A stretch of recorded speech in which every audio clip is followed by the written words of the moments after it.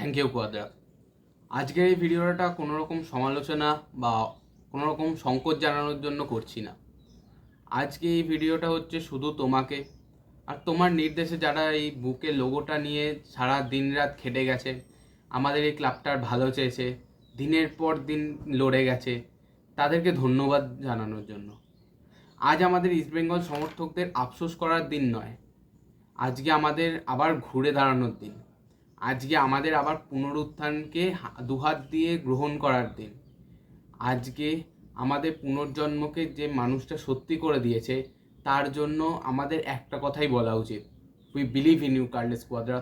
তুমি অন্য কোচেদের মতন কোনো একটা সেট টিমকে কোচিং করাতে যাওনি, একটা টিমের দায়িত্ব নিয়েছো যেই টিমটা শেষ 3 বছরে ডাহা ফেল করেছে, যেই টিমটার ম্যানেজমেন্টও ঠিকঠাক কোনো রকম কাজ করতে পারছে না। কোনো ন্যাশনাল টিমের প্লেয়ার আমাদের জার্সির গায়ে খেলতে চাইছে না, স্পন্সর টাকা দিতে চাইছে না। এমন সময় তুমি এলে প্রফেসর। তুমি শুধু এলে না, একেবারে আমাদেরকে নিজেদের আপন করে নিলে। অ্যান্ড প্রথমে আমাদের 8খানা ডার্বি হারার যে স্ট্রিকটা চলছিল সেটাকে ভাঙলে, 9 নম্বর ডার্বিতে আমাদের জয় দিলে ডুরান্ড কাপে, এবং আমাদের মনে আরও বিশ্বাস বাড়িয়ে দিলে যে তুমি পারবে।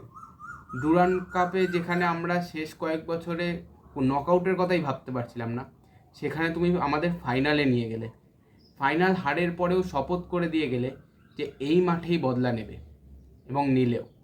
সুপার কাপে মোহনবাগান, উড়িষ্যা, জামশেদপুরের মতন টিমকে হারিয়ে আমাদেরকে এশিয়ায় জায়গা করে দিয়েছো।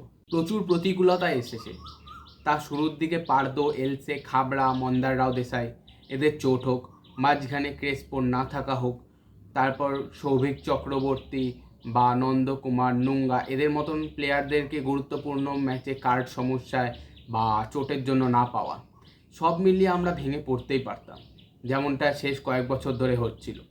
কিন্তু সেখানে ছিলে তুমি। হঠাৎ করে জর্ডানে উড়ে গিয়ে তুমি নিয়ে এলে হিজাজি মাহেরের মতন একজন বিশ্বাসযোগ্য ডিফেন্ডারকে। এছাড়া আমানসিকে, বিষ্ণু, সায়ন ব্যানার্জি বা মোহিত শ্যামল বেশরাদের মতো তরুণ তুর্কিদের ওপর তুমি ভরসা করলে। সব কিছুতেই তুমি হার না মানা যে মনোভাব দেখিয়েছো এবং যে লড়াইটা করেছো, তাতেই এবং আমি এবং আমার অন্যান্য যে সমর্থকগণ রয়েছে ইস্টবেঙ্গলে, তোমার হাতে আমাদের দলটাকে, আমাদের এই শেষ হয়ে যাওয়া টিমটাকে আবার থেকে উঠতে দেখে আমরা একটা ভরসা পাচ্ছি।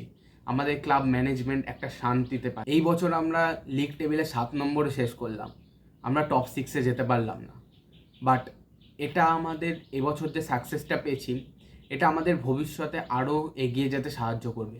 ন্যাশনাল লেভেলের প্লেয়াররা আরও খেলতে চাইবে, ইনভেস্টাররা টাকার পরিমাণ বাড়িয়ে দিয়েছে অলরেডি, কর্মকর্তাদের মধ্যে একটা আত্মবিশ্বাস চলে আসবে, প্রত্যেকটা ফ্যান নিজের এই টিমটাকে আবার দেখতে, আবার এই হারিয়ে যাওয়া টিমটাকে উঠতে দেখতে চাইবে আবার থেকে মাঠে গিয়ে।